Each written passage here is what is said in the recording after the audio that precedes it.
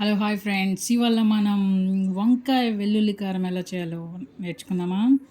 So ఈ curry సూపర్గా ఉంటుందండి.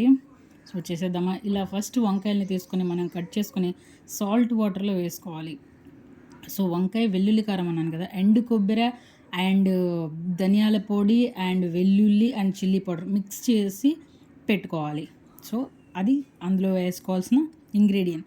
సో ఇలా ఆనియన్స్ని ఆయిల్ వేసుకొని బాగా బ్రౌన్ కలర్ వచ్చేదాకా వేయించుకోవాలి. అందులో ఆ మిక్స్ పెట్టుకున్న మనం ఆ వెల్లుల్లి కారంని వేసి బాగా వేయించుకోవాలి.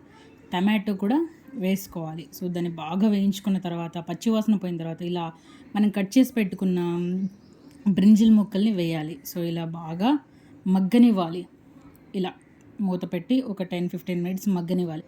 సో మగ్గిన తర్వాత పల్లి పొడి, మనం వేయించి పెట్టుకున్న పల్లీల పొడిని అందులో కలుపుకుంటే సో రెడీ వంకాయ వెల్లుల్లి కారం.